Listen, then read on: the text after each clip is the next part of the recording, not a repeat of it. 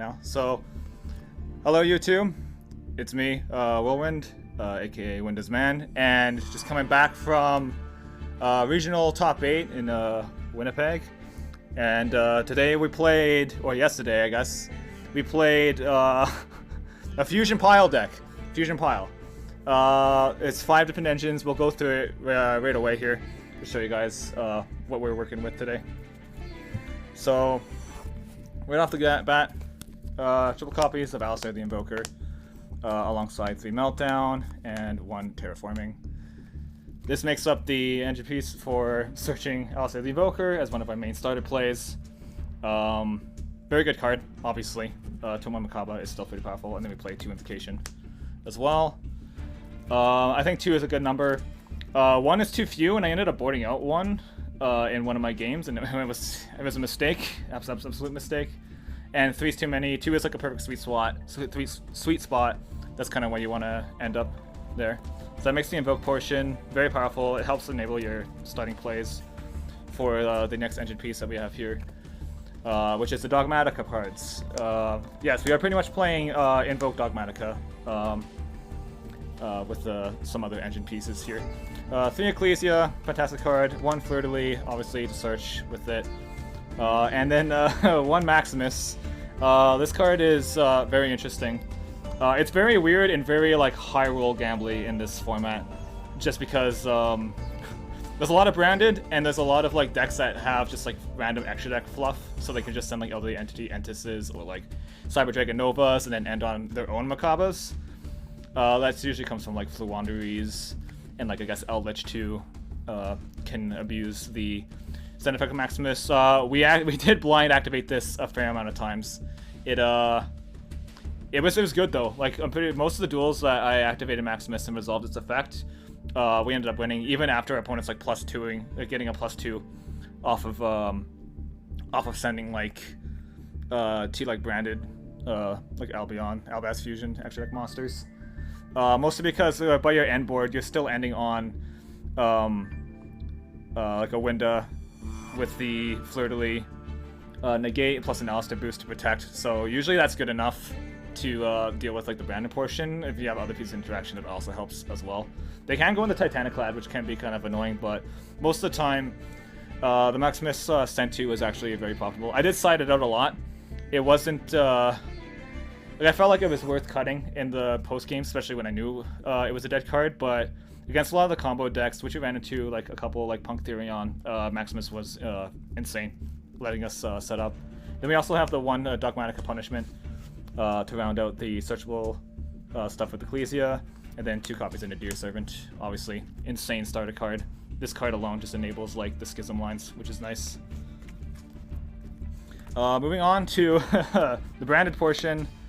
1, 2, 3 branded fusion, and then 1 Fallen of Albaz. Very, very small branded portion here. I tested with 2, and I felt like, because we ended up trimming down on the branded stuff, I felt like a lot of the time we were only going to go into 1 Mirror Jade anyway, so I tweaked the extra deck around that as well. So we cut down to 1 Albaz, and actually playtesting at like our locals yesterday, I drew like the 1 of Albaz like 5 games in a row, and it was of course you draw the 1 of as soon as you cut down on the copies, but it ended up working a lot better during the event. I didn't have to worry too much about. I opened it like maybe once or twice, and it was fine. I didn't even really go into the branded portion that often. I only summoned like Mirror Jade maybe 3 times throughout the whole day. Mostly all the other stuff was like hard carrying. The next engine piece that I'll show you as well was doing a little more. We did also play the Fusion Destiny DPE package. Yeah, no, this was worth it for sure, 100%. And obviously without Verte, you can't just like go into like Verte DPE lines. You kind of have to hard draw the Fusion Destiny, but we do have ways to dig towards to get it, and it's searchable with the card in the extra deck, which we'll go over in a bit. Engine piece, very, very powerful. It was definitely worth it. That makes up for most of the engine pieces there. There's also the 1 Schism to go with the Shaddoll package, which you'll see in the extra deck. For hand traps, played Triple Ash, just the most versatile one. Expecting a lot of like branded Despia, and like hitting branded fusion is really important. And yeah, just overall, just the only one I felt like I needed to max out on, other than another one here. 2 Veilers, 1 DD Crow. I initially was playing 2 DD Crow, but I ended up cutting down the Crow down to 1 so I could fit another tech slot in here. I never actually resolved Crow at all today, mostly because I only saw the one. But I saw it once, and it was used to negate a Regulus with Makaba instead of using actual Crow's effects. So Crow was fine. I still would play it. And maybe I'd still probably bump it up even to just kind of figure out ratios. And 3 Imperm. Imperm, phenomenal card as well. So like Ash and Imperm. Played 9 hand traps. I felt like this was a nice ratio to go off of. And then, rounding out the rest of the tech cards, I played 2 copies of Triple Tactic Talents. It was good. It was a good card.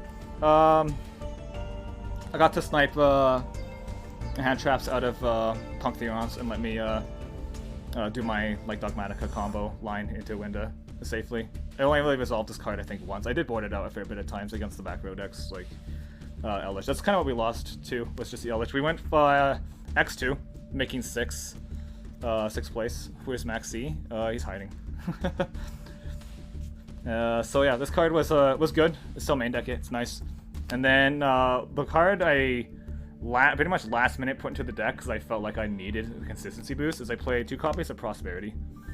This card, this card was insane.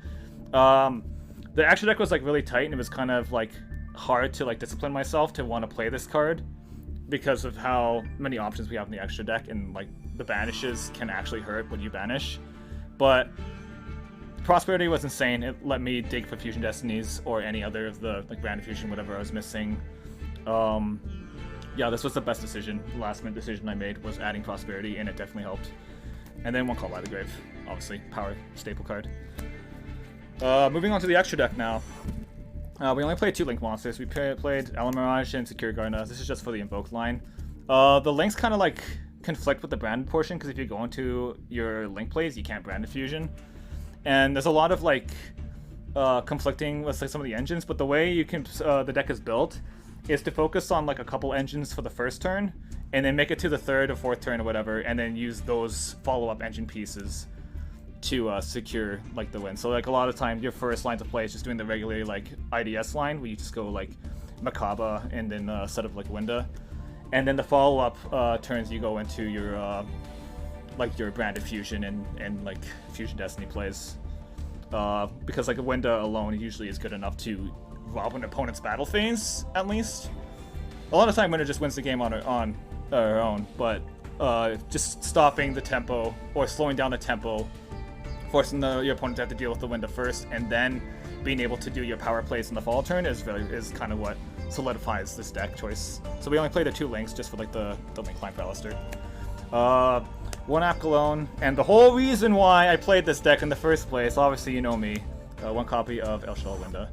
Best girl, my pride and joy, I love her to death. We winded a lot of people, and it was it was actual MVP of the tournament. Yeah, a lot of people just couldn't out her, and like the Alistair boost was just was insane, because like even like the branded decks, they couldn't really like get over a Winda. I had a guy try to branded banishment back with Dramaturge, but unfortunately you don't get to resolve the second effect of banishment to fusion summon, because their one special summon was a Dramaturge, and then they tried to beat over the Winda, get Alistair boosted, and yeah, that was kind of the duel. Winda's best card, best girl. Invoked cards, we played only a small amount of invoked fusions. We played 2 Makaba and 1 Agoides. No Purgatrio and no Ragin. Purgatrio I felt like wasn't necessary because of the Vertane ban. A lot of time Purgatrio you'd be using, if you opened up Alistair and Invocation, your opponent would if your opponent would Ash the Alistair, you could use the Ash and the Invo in your hand to make the Purgatrio and then go into Vertane and then DPE, but And like we don't play Droplet in this build either, so Purgatory wasn't really necessary for breaking boards. I felt like this package here was enough. And Raging would have been fine if we were main decking Super Poly.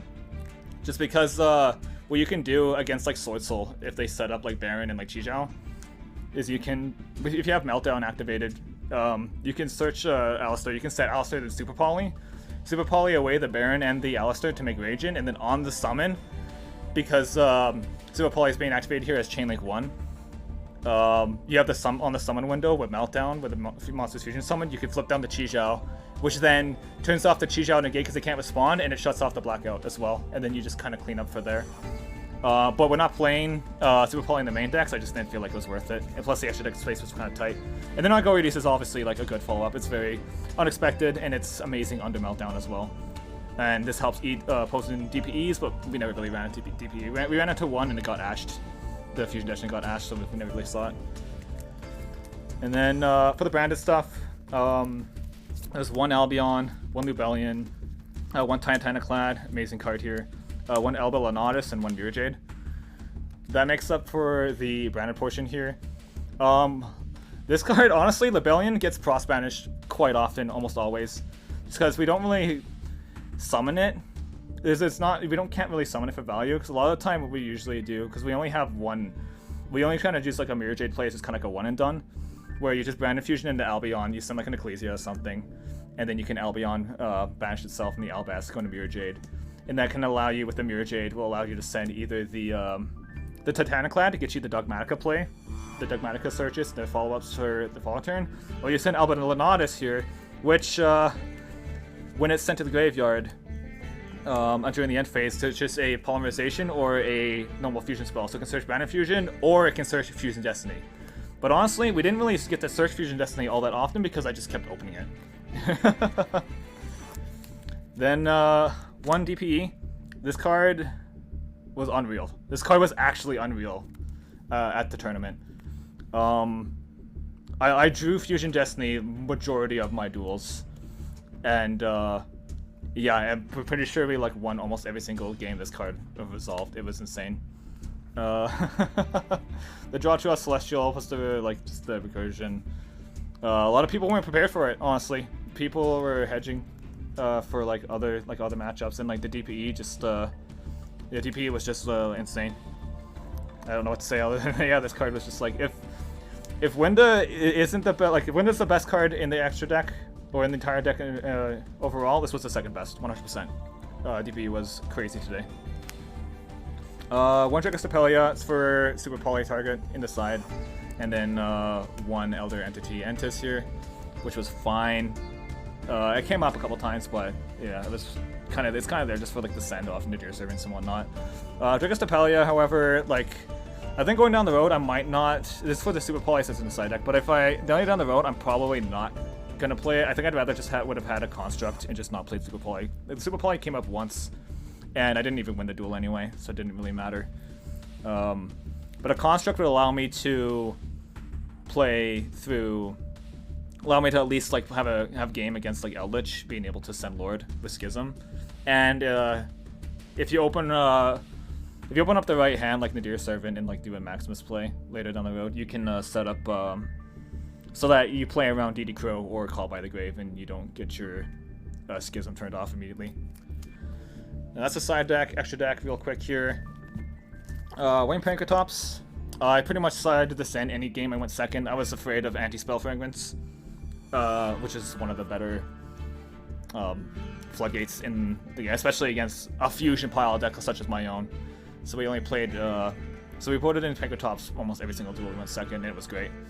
And then in games where they have deep barrier, it's at least a body that pressures their board and like still have to deal with it, and it allows you to basically take tempo back when you do get deep barriered. This card was great.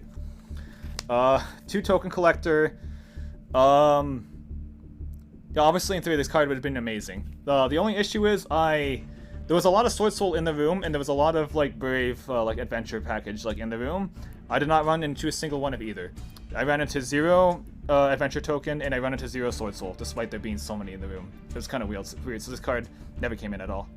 But it obviously would be insane if we did run into it.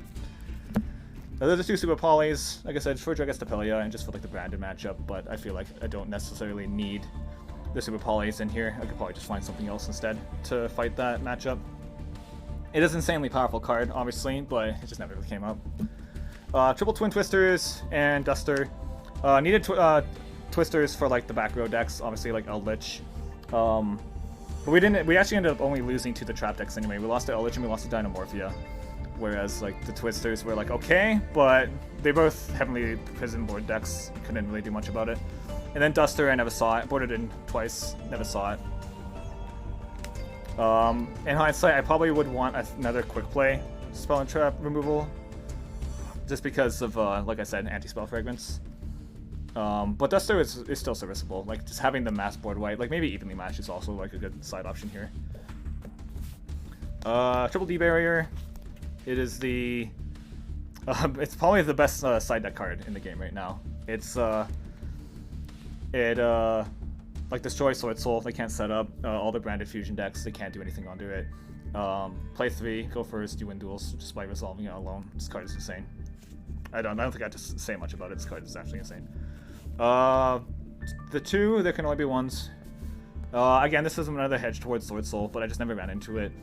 I did run into ABC Therion, and that came in and it came clutch there. It was kind of choked my opponent from being able to play the duel. So this card was okay. Wasn't too bad. And then 1 copy of Red Reboot. 4 more, again, for back row decks. And I never saw Red Reboot. The only time I saw Red Reboot, it was unfortunate because the only line of play that I could have done, I top decked it while I only had like another card in hand, and the only line of play that I came to a consensus was that I could I'd have to ditch it to Lebellion for a branded fusion play, and then hold on to Fusion Destiny and just hope he didn't have skill drain set, and he did. But if I Red Reboot the skill drain, then I can't OTK him, and he just flips it up next turn. I lose anyway. So that's good. I went there's X2, lost to 2 back row decks, Dynamorphia and Eldritch. So that's kind of what I want to focus on, is just focusing on the side for dealing with back row. But the deck is very powerful. Did an amazing thing. A lot of high roll plays. A lot of high roll. Like it feels like playing a slot machine, playing the deck every single time. But the stuff that it does is actually insane. But yeah, guys, that's the deck profile. My top 8, 6th place overall at the Winnipeg Regionals, and I hope you guys enjoyed that. Take care. We'll see you again.